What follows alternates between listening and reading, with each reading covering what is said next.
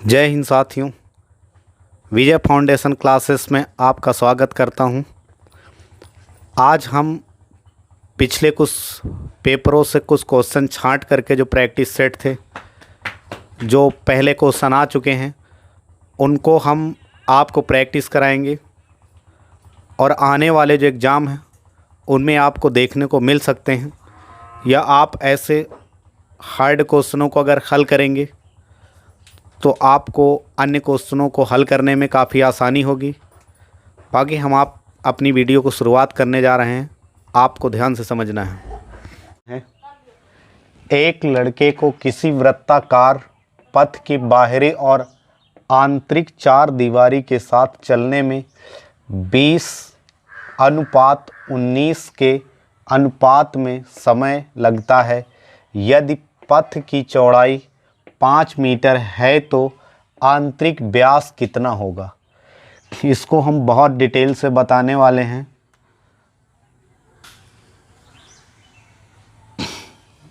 ये मान लिया कि ये आंतरिक चार दीवारी है,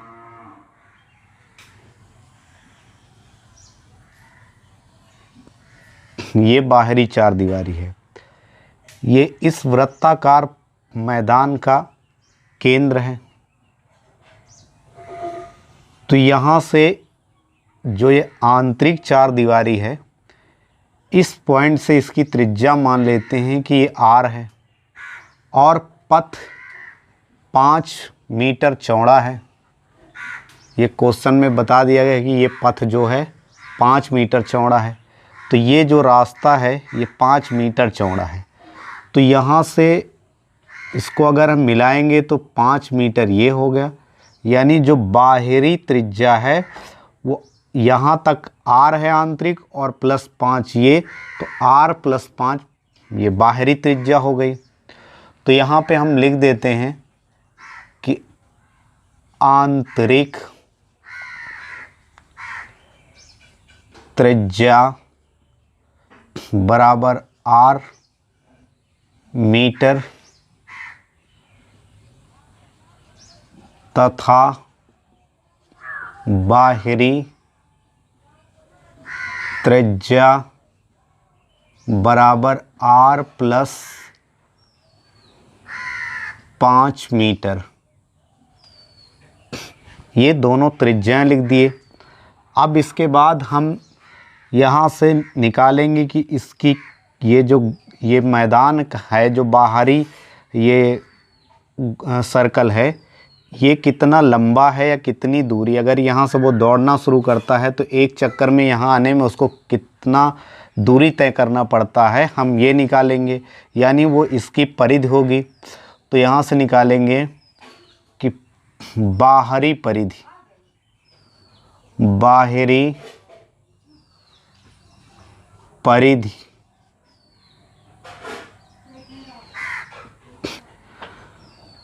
बराबर 2πr। ये फार्मूला लगेगा इस परिधि को निकालने के लिए या इस दूरी को निकालने के लिए कि जो बाहरी जो उसने बाहरी पथ की हो, यानी इस रास्ते के बाहरी साइड से जब उसने दौड़ लगाई तो कितना वो दूरी चला है। तो बाहरी परिधि या दूरी 2πr इस पे रखेंगे तो ये मिलेगा 2 पाई की पाई ही रख देते हैं। और इसकी जो त्रिज्या थी बाहरी की तो r + 5 थी, तो यहाँ लिखेंगे r + 5। ये दूरी मिल गई। इतनी दूरी पहले उसने तय की। अब इसके बाद ये आंतरिक दूरी, ये अगर एक चक्कर इसके साथ लगाता है तो इससे कितनी दूरी होगी। तो ये भी एक वृत्त है। तो उसी तरीके से आंतरिक परिधि, आंतरिक परिधि का भी यही फार्मूला होगा। तो अब इस पे रखेंगे तो 2πr, ये सेम है तो इसको ऐसे ही रख देते हैं। तो ये पहले बाहरी वाला रखे थे, अब इसके बाद ये आंतरिक रख दिए। अब क्वेश्चन में दिया गया है कि जो टाइम लगाया है 20:19। तो अगर हम यहाँ से चाल निकालेंगे तो चाल बराबर दूरी बटे समय। तो जब उसने बाहर दौड़ा था इस बाहर वाले रास्ते से इस से, तो उसे कितनी दूरी तय करनी पड़ी थी। तो यहाँ पे 2 पाई और r+5 ये दूरी हो गई और बटे समय 20 ये रख दिए। इसके बाद जब इसको उसने तय किया तो इसकी भी चाल निकालेंगे। तो दूरी 2 पाई r बटे, और इसका जो टाइम लगा था 19 लगा था इसमें। तो वो लड़का एक ही है, तो जिस चाल से उसने इस दूरी को तय किया है उसी से इसको भी तय किया था, या जिससे इसको तय किया था उसी दूरी से इसको तय किया, उसी चाल से।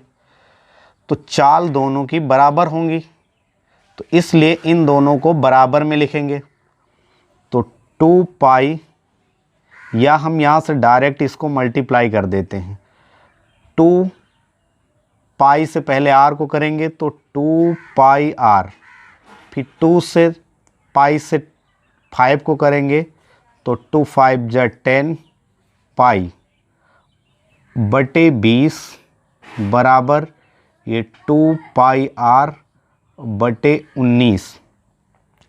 यहाँ से अब तिरछा गुणा करेंगे, 19 दूना 38 पाई r प्लस 19 दहम्मा 190 पाई बराबर 20 दूना 40 पाई r।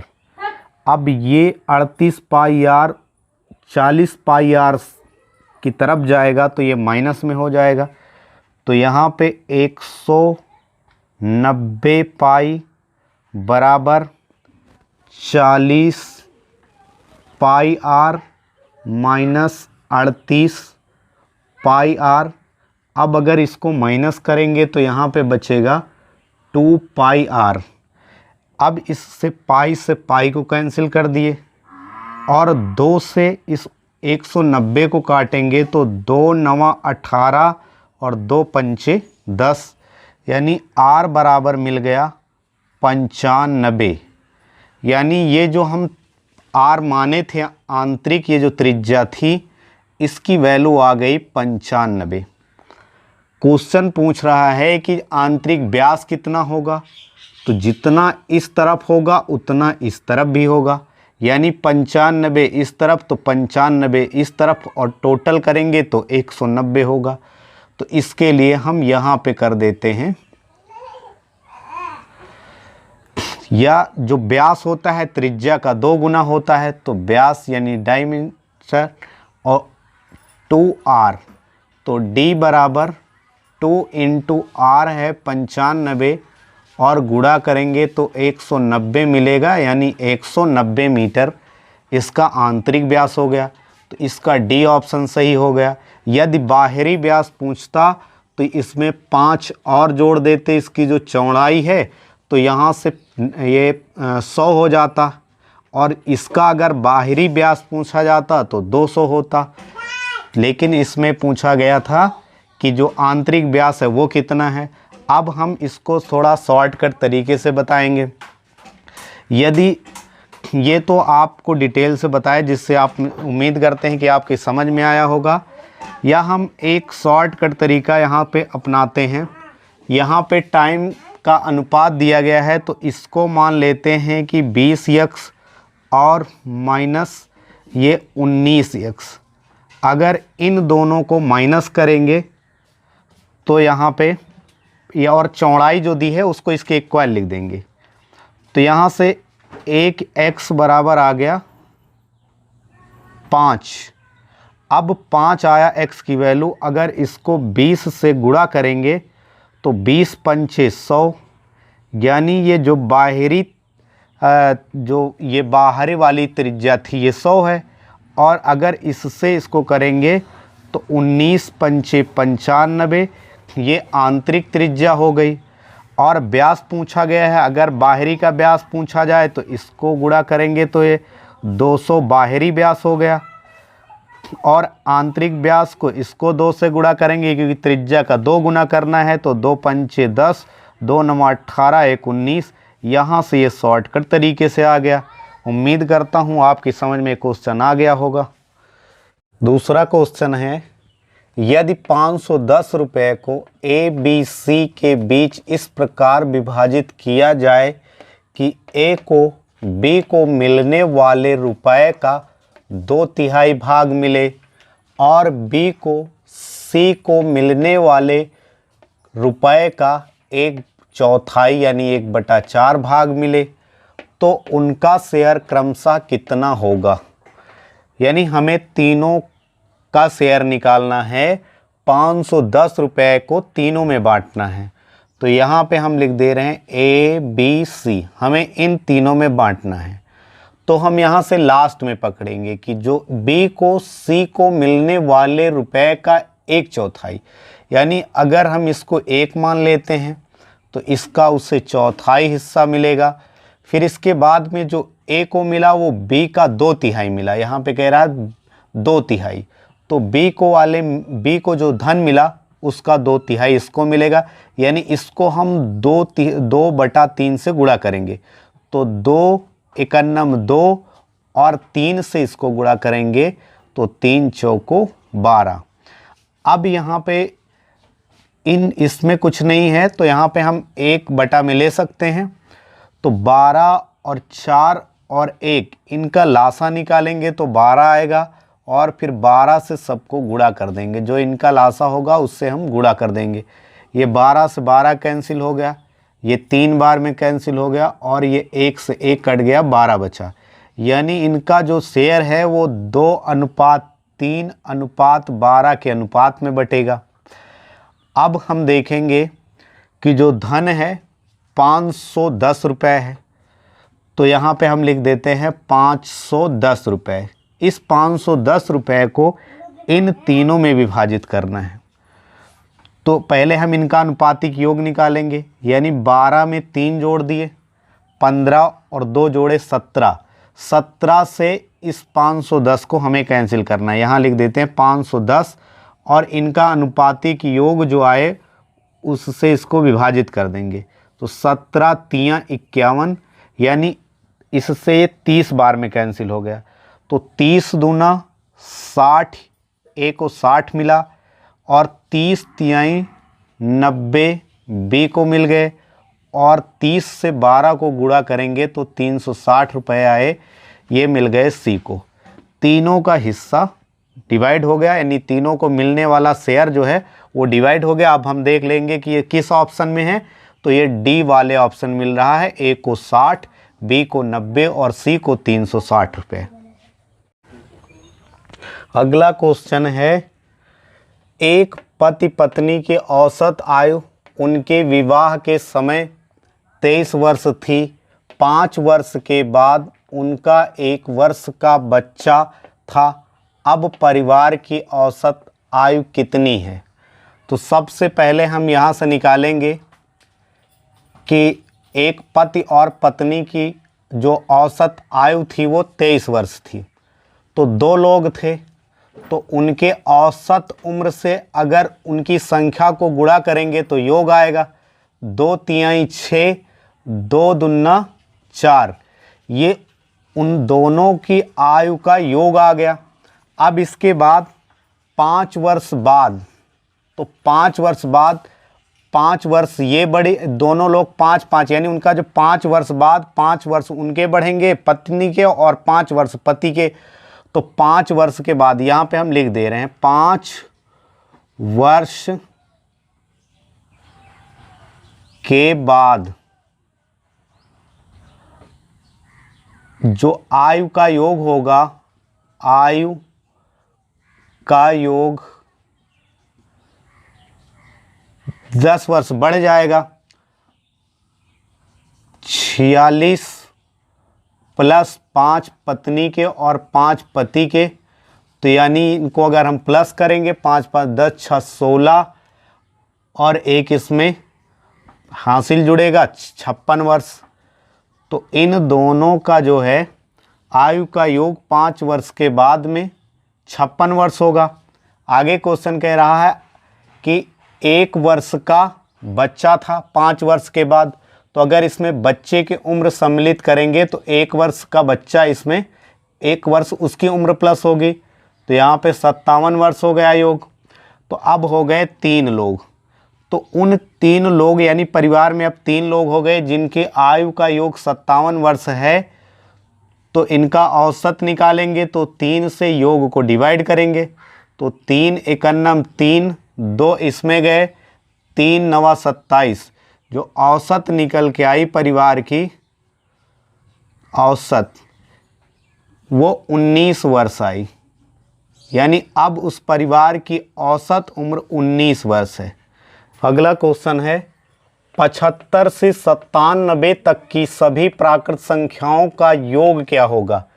तो योग निकालने के लिए छोटी संख्या और बड़ी संख्या को प्लस कर देंगे, तो 75 प्लस 97 और फिर यहाँ से गुणे में जितनी संख्याएं होंगी उनको यहाँ से गुणा करके बटा 2 कर देंगे। तो इनके बीच में यानी यहाँ से यानी 75 से 97 के तक कितनी संख्याएं होंगी। तो यहाँ से अगर 1 से 97 लिखी जाती तो 97 होती, लेकिन 97 से इसके पहले 74 तक इसमें नहीं है, तो उसको हम माइनस कर देंगे। तो यहाँ से माइनस करेंगे, बचा यहाँ पे 3, और 9 से 7 माइनस करेंगे 2 बचे, यानी हमें यहाँ 23 से गुणा करके और 2 से भाग कर देना है। तो इससे 23 कैंसिल नहीं होगा, तो इनको जोड़ेंगे तो 7 5 12 और 1 बचा, इसमें 10 और 7 17, 172 गुणे 23 और बटे 2, 2 से इसको कैंसिल करेंगे, 2 8 16, 1 इस तरफ गया, 2 6 12। अब यहाँ से 86 गुणे 23 करेंगे तो ये हमें 1978 मिलेगा, जो ऑप्शन ए में है। अगला क्वेश्चन है यदि किसी वृत्त की त्रिज्या 10% घटा दी जाए तो वृत्त का क्षेत्रफल कितना कम हो जाएगा।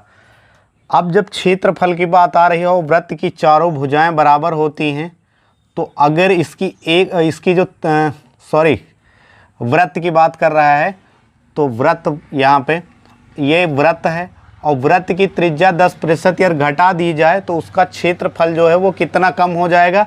इसके लिए 10% माइनस करेंगे क्योंकि घटी है तो उसकी त्रिज्या। फिर इसके बाद में जब क्षेत्रफल की बात वृत्त या वर्ग की बात आए तो एक ही बार इसमें बोला जाएगा और 2 बार करना है, तो यानी 10% घटी और फिर यहाँ पे 10% माइनस करेंगे, माइनस माइनस का गुणा हो गया यहाँ पे प्लस, 10 और 10 का गुणा करेंगे तो 100 और बटे 100 करेंगे तो इससे एक बार में कैंसिल हो गया। ये 10 और 10 मिलकर के माइनस का 20 और प्लस का 1, अगर इसको माइनस करेंगे तो यहाँ पे आएगा 19, यानी 19% की कमी हुई, माइनस में आ रहा है। तो ऑप्शन में ये 19 हमें बी पे मिल रहा है, जिसका बी ऑप्शन सही होगा। अगला है 50 मीटर भुजाओं वाले एक वर्गाकार खेत में 750 किलोग्राम चावल का उत्पादन होता है, तो 100 मीटर भुजाओं वाले उतने ही वर्गाकार खेत में उत्पन्न चावल की मात्रा कितनी होगी। तो इसके लिए 4 ऑप्शन दिए गए हैं, इसमें से हमें बताना है कि कौन सा सही है। तो यहाँ पे हम इसको अच्छे से समझाने का प्रयत्न करेंगे। 50 मीटर भुजा का एक खेत है, इसमें 750 किलोग्राम चावल की पैदावार है। इसके बाद एक दूसरा खेत है जिसकी भुजा 100 मीटर है, इसमें कितना किलोग्राम चावल का उत्पादन होगा ये हमें मालूम करना है। तो देखेंगे कि इसके क्षेत्रफल का ये कितना गुना इसका क्षेत्रफल है, उतना गुना हम इसको कर देंगे। तो इसके लिए हम पहले इसके क्षेत्रफल को इसके क्षेत्रफल से डिवाइड करेंगे तो पता चल जाएगा कितने गुना है। तो एक वर्ग का क्षेत्रफल निकालने के लिए उसकी भुजा गुणे भुजा की जाती है। तो अगर 100 गुणे 100 करेंगे तो इसका क्षेत्रफल हो गया। अब बटे में इसका क्षेत्रफल 50 गुणे 50, तो इस 50 से इसको कैंसिल करेंगे 2 बार में, 50 दूना ये 100 हो गया, 2 दूना 4, यानी इसके क्षेत्रफल से इसका क्षेत्रफल जो है वो 4 गुना है, 4 गुना। तो उसी तरीके से जब इस क्षेत्रफल में 750 किलोग्राम की पैदावार है तो इसका 4 गुना यहाँ पे होगा, यानी 750 का 4 गुना। तो ये मिलेगा 4 शून्यम 0 और 4 पंचे 20 और 4 सत्ते 28 2 30, यानी कि ये हो गया 3000 किलोग्राम। तो इसका सी ऑप्शन सही होगा। अगला क्वेश्चन है 8 व्यक्तियों का औसत वजन उस समय 2.5 किलोग्राम बढ़ जाता है जब उनमें से 65 किलोग्राम वजन के एक व्यक्ति के स्थान पर एक नया व्यक्ति आ जाता है। नए व्यक्ति का वजन कितना है? इसके लिए हम शॉर्टकट तरीके से लगाएंगे कि जो 65 किलोग्राम का एक व्यक्ति, यहाँ पे देखो फिर से एक बार क्वेश्चन को पढ़ो। 8 व्यक्तियों का जो औसत वजन है वो 2.5 बढ़ जाता है जब उनमें से 65 किलोग्राम वजन के एक व्यक्ति के स्थान पर एक नया व्यक्ति आ जाता है। तो औसत जो है वो बढ़ जाता है, तो 65 और प्लस, अगर घट जाए तो यहाँ माइनस और बढ़ रहा है तो प्लस, फिर इसके बाद 2.5 गुणे और जितने लोग थे उससे गुणा करेंगे तो 65 प्लस 25 अट्ठे 200 करेंगे और फिर एक अंक के बाद पॉइंट लगाएंगे तो ये हो गया 65 प्लस 20 और इनको जोड़ेंगे तो 85। ये आंसर जो यहाँ सी ऑप्शन सही होगा। अगला क्वेश्चन है एक विक्रेता 10% की छूट देने के बाद भी 20% का लाभ होता है, यानी वो 10% की छूट देता है फिर भी उसको 20% का लाभ होता है। यदि टीवी सेट पर लाभ की राशि 750 रुपये हो तो सेट का अंकित मूल्य क्या होगा? अब यहाँ पे हम निकालेंगे कि उसका अंकित मूल्य क्या होगा। तो यहाँ पे मान लेते हैं, माना अंकित मूल्य x रुपये है। अब इस मूल्य पर उसने 10% की छूट दे करके बेच दिया है, तो जो विक्रय मूल्य होगा, तो विक्रय मूल्य बराबर इस अंकित मूल्य का 10% छूट पर, यानी 100 से 100 माइनस 10 करें या डायरेक्ट कर दें तो 90/100 होगा। इस एक जीरो से एक जीरो कैंसिल हो गया, 9x/10 आ गया। अब इसके बाद में इतने का उसने बेच लिया है तो उसका लागत मूल्य कितना था? क्योंकि जो इतने पर बेचने पर भी उसको 20% का लाभ हुआ है, तो जो लाभ होगा वो लागत मूल्य पर होगा। तो ये जो इतने की बिकी है ये लागत मूल्य पर 20% के लाभ पर बिकी है। तो यहाँ पे लागत मूल्य हम निकालेंगे, तो लागत मूल्य का 20% यानी 100 प्लस 20 या डायरेक्ट 120 बराबर 9x/10।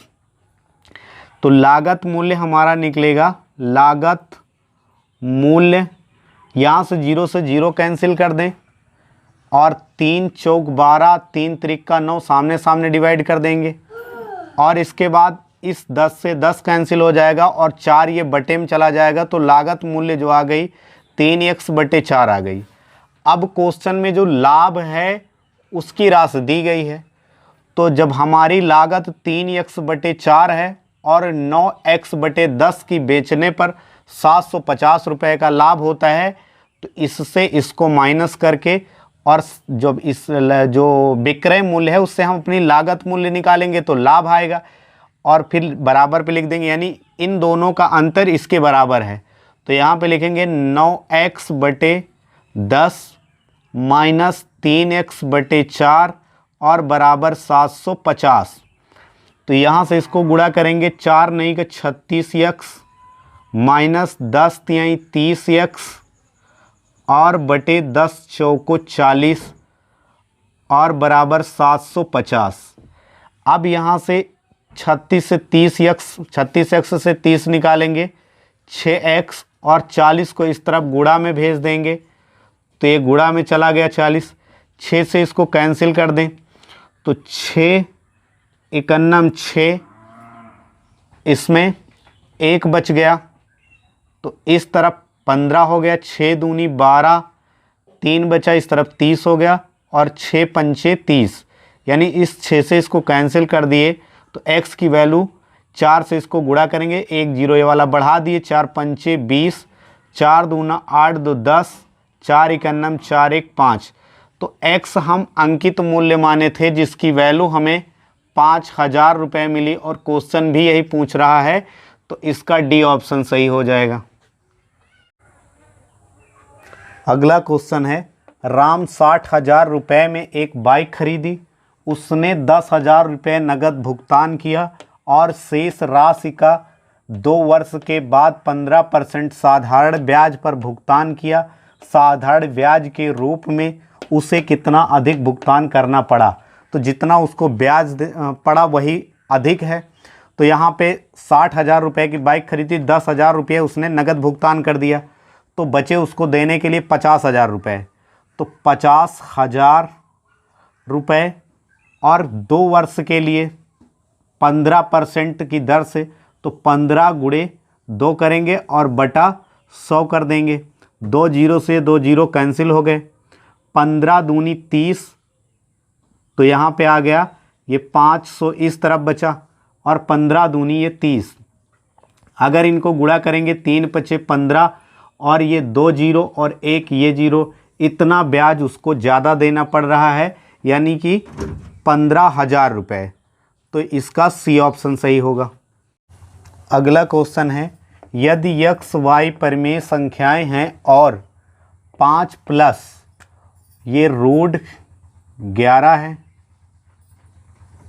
रूट 11 बटा 3 माइनस 2 रूट 11 बराबर x प्लस वाई रूट 11 है, तो x और y का मान ज्ञात कीजिए। अब ये 4 ऑप्शन हैं, इसको हल करके हमें बताना है कि इसमें x और y की कौन सी वैल्यू होंगी। तो यहाँ से सबसे पहले हम इसको लिखेंगे बाहर, यहाँ पे 5 रूट 11 बटे 3 माइनस 2 रूट 11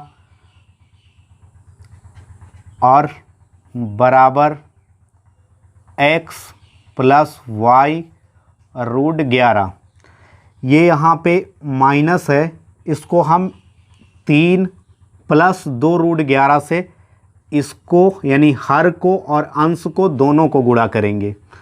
तो यहाँ से 5 प्लस रूट 11 ये ब्रैकेट में कर लिए और फिर 3 प्लस 2 रूट 11 अंश में गुणा किए, यहाँ से 3 और माइनस 2 रूट 11, फिर इसके बाद जिससे ऊपर गुणा किए उससे यानी अंश को जिससे किए उसी से हर को करना है, तो 2 रूट 11।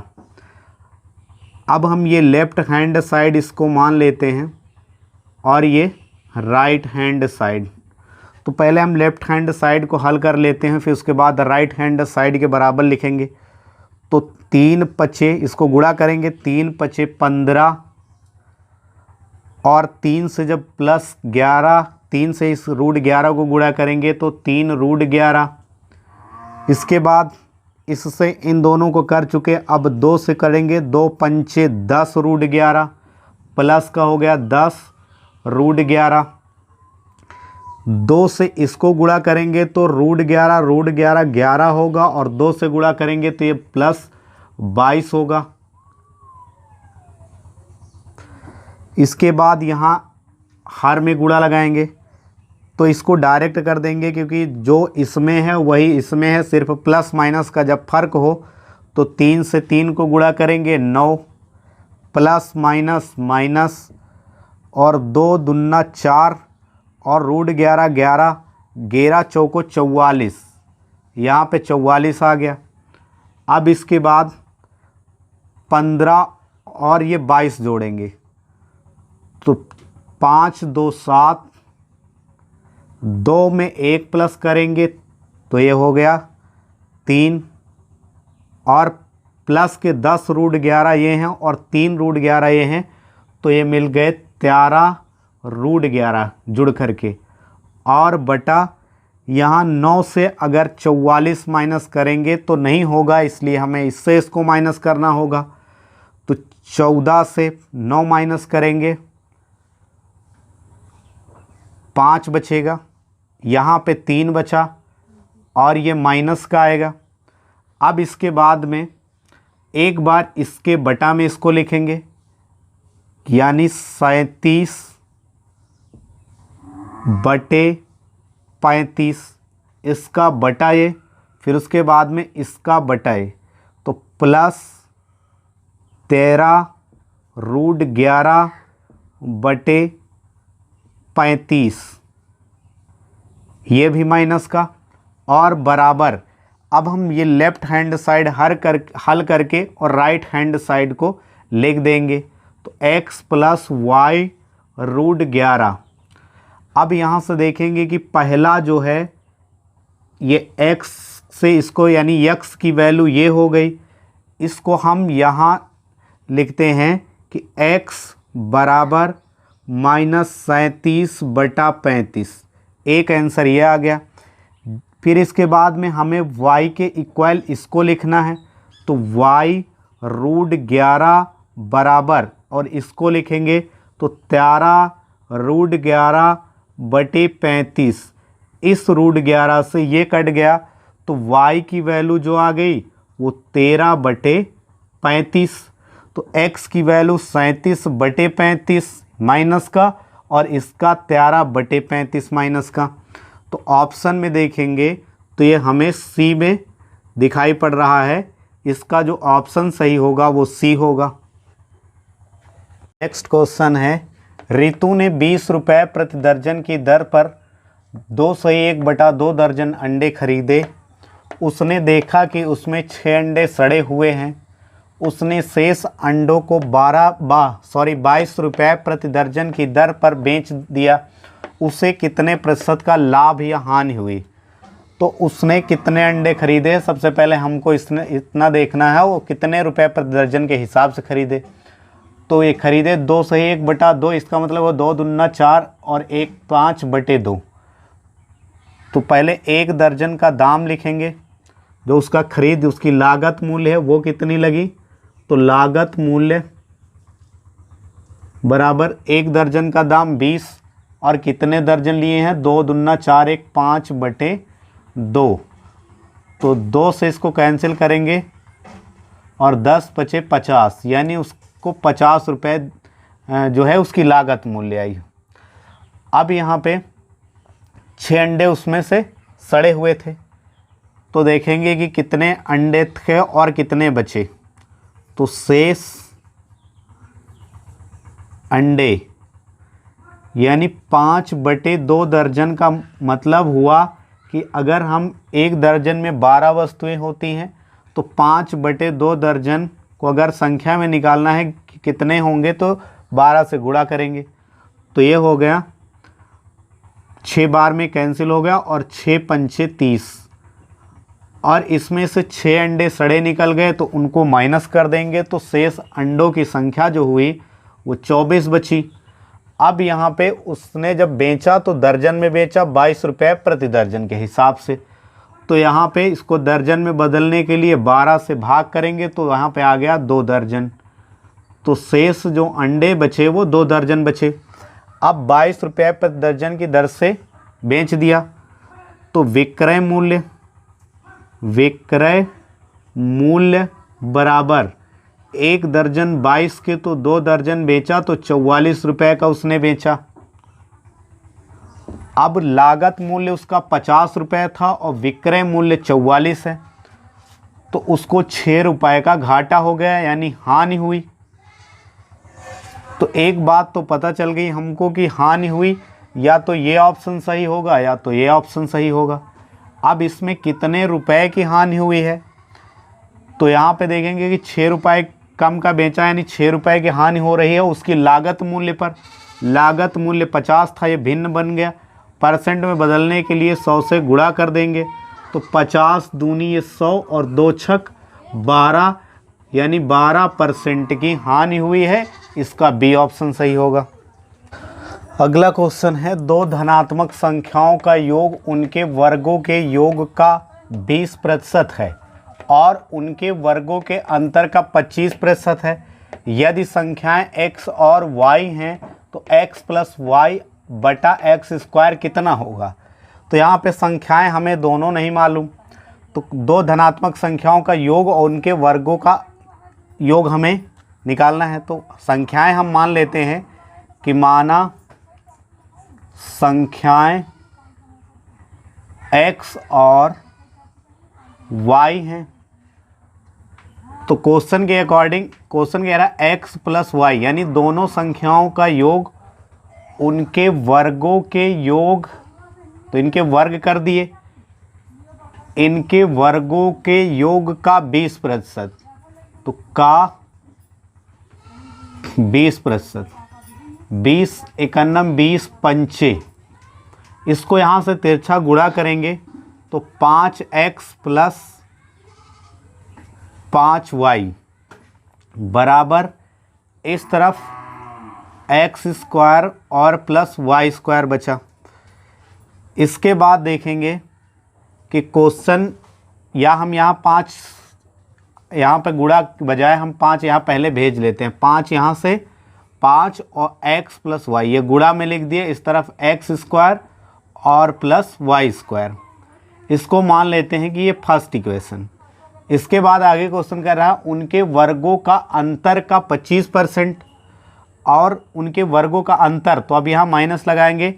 x प्लस वाई जो है इनके वर्गों के अंतर का 25%, यानी 25/100, 25 चौकोए 100 कैंसिल हो गया। अब यहाँ से इसको इस तरफ गुणा में भेजेंगे तो 4x प्लस वाई बराबर X square minus Y square, ये दूसरा बन गया। अब पहले और दूसरे को हल करेंगे तो ये इससे कट गया। एक्स स्क्वायर यहाँ पे जोड़ने को लिखेंगे क्योंकि समीकरण एक और दूसरे को जोड़ रहे हैं, तो एक्स स्क्वायर मिल करके 2x स्क्वायर हुए। अब यहाँ से 5x और ये 4x, तो ये हो गए 8x प्लस, अब यहाँ से 5y और 4, सॉरी यहाँ पे 5x और 4 ये मिल करके 9 होंगे, 9x। उसी तरह से 5 से y गुणा करेंगे 4 से y को, तो 5 4 9y होगा। तो अब यहाँ 9 कॉमन में आ गया और बचा x प्लस वाई बराबर एक्स स्क्वायर, 2x स्क्वायर। तो 2 को यहाँ पर भेजेंगे, या हम ये 2 को यहाँ पर भेज दें और इसको यहाँ पर भेज दें, तो ये 9/2 बराबर एक्स स्क्वायर बटे एक्स प्लस वाई आ गया। तो यहाँ पे जो क्वेश्चन पूछा गया है x प्लस वाई ऊपर है और ये नीचे है, तो जब इसको पलटेंगे तो ये भी पलट जाएगा। तो यहाँ पे या x प्लस वाई बटे एक्स स्क्वायर बराबर 2 ऊपर चला जाएगा और 9 यहाँ हर में आ जाएगा, यानी 2/9। इसका आंसर ए सही होगा। अगला क्वेश्चन है 1,50,000 रुपये मूल्य का एक मकान x द्वारा y को 5% लाभ पर बेचा जाता है। y उस मकान को वापस x को 2% हानि पर बेच देता है। पूरे सौदे में क्या स्थिति रही। अब यहाँ पे लिखेंगे कि x और इस तरफ है y। x की जो लागत मूल्य है 1,50,000 रुपये है। अब इसने y को 5% लाभ पर दे दिया, तो y का जो लागत मूल्य है, y ने इसको खरीदा 1,50,000 का 5% लाभ यानी 105/100। 2 जीरो से 2 जीरो कैंसिल कर दिए, तो 15×5=75। आगे जीरो है तो पूरा लिखेंगे, 0 बार टेबल नहीं पढ़ेंगे। 15×1=15 और इसमें ये 2 जीरो बचे हैं, इनको बढ़ा देंगे। तो y ने खरीदा इसको 1,57,500 का। इसके बाद y ने वापस कर दिया x को, तो देखेंगे कि y ने x को कितने में दिया। तो इसने जो है 2% हानि पर y को y ने x को वापस कर दिया।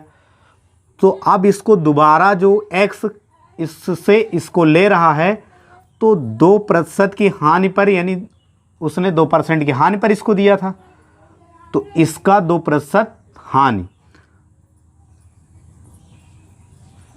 तो हानि में 100 से माइनस करेंगे तो यह आएगा 98/100। ये जीरो से ये जीरो, इससे इसको कैंसिल कर दिए। अब इनको गुणा कर लेंगे तो ये हो जाएगा 8×5 = 40, 8×7 = 56, 4×60 और फिर 8×45 = 46 और 8×1 = 8×4 = 12, 9×5 = 45, 9×7 = 63, 4×67 = 6, 9×5 = 45 और 6 = 51, 5 और 9×1 = 9, 5 = 14, 0, 5 और 7 × 6 = 13 और यहाँ पे 4, 5, 1। तो अब हम देखेंगे कि पहले ए ने इसको जब दिया था तो 1,50,000 का खरीद करके 1,57,500 का दिया था, तो इसको जो लाभ मिला था वो लाभ मिला था 7,500 रुपये का। अब यहाँ पे पुनः ये खरीद रहा है 1,54,350 रुपये का। तो इसने जो है जितना लगाया था उससे ज़्यादा का खरीद रहा है, और इससे कितना ज़्यादा है, 4,350 रुपये ज़्यादा है। तो पहले इसने इतना कमाया, फिर उसी में से इतना ये भरपाई कर दिया, तो इसको माइनस कर देंगे तो यहाँ पे आ गया 0 और 10 से 5 गया 5, यहाँ पे 4 में से 3 गया 1 और यहाँ पे 7 से अगर माइनस करेंगे 4 को तो बचा 3, यानी ए फिर भी लाभ में है। वो x 3,150 रुपये उसके फिर भी बच रहे हैं, यानी उसको लाभ हुआ। तो इसका जो है डी ऑप्शन सही होगा।